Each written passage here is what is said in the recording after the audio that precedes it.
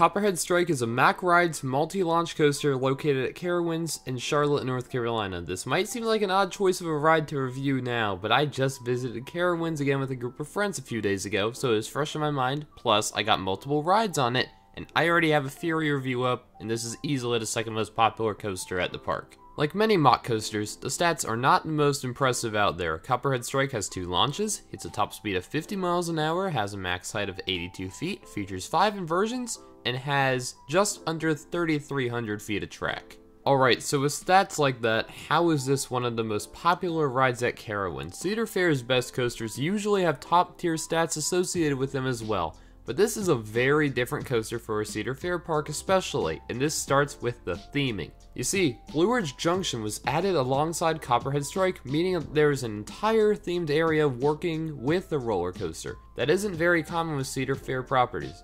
In fact, the only other park that comes to mind that's done something like this so far is Kings Island with Orion. This easily is the most themed area and ride in Carowinds. If you watch my review on Fury 325, you might remember how I mentioned that the ride has theming. However, it is a very loose theme. Copperhead Strike, on the other hand, does theming very well in comparison to Fury. Maybe it's not Universal or Disney levels of theming, but for a Cedar Fair park and coaster, it is very well done. Now that we're through the queue, let's hop on the ride itself. And what's the first thing you normally notice on the ride? The restraints. These are your typical mock overhead lap bars. They're fine restraints, just make sure you give yourself a bit of room so you don't get stapled and you'll enjoy the ride just fine.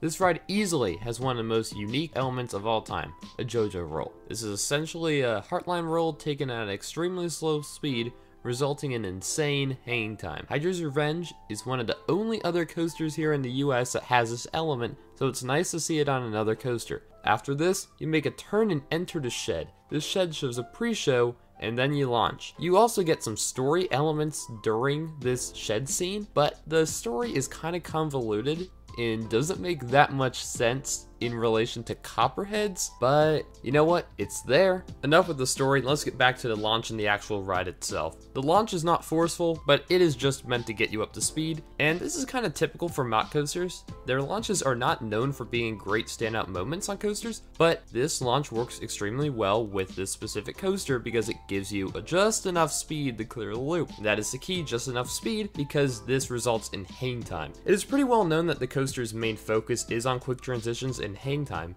and speed and height are not the main focus of this coaster. If you want those, head over to Fury. That is a perfect ride for that.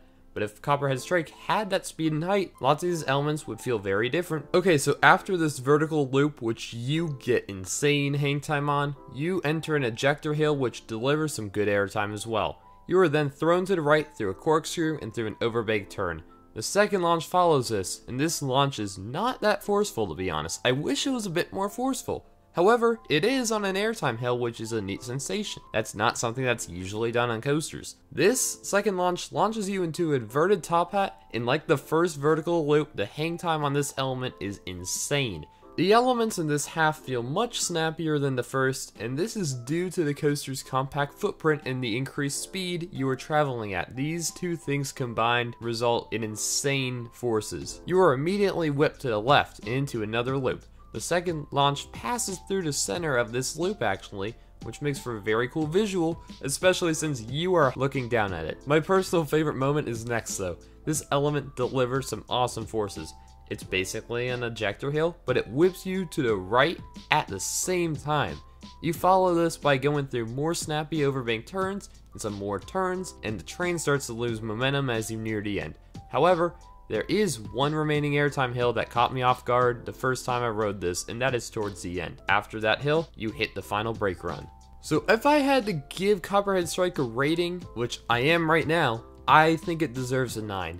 This is a fun compact coaster, full of snappy elements and lots of hang time. It is also a very well themed coaster, especially for Carowinds and Cedar Point in general. But while all these things are true, I can't just give every ride a perfect 10. There are some things that I wish this ride had, such as a more powerful second launch.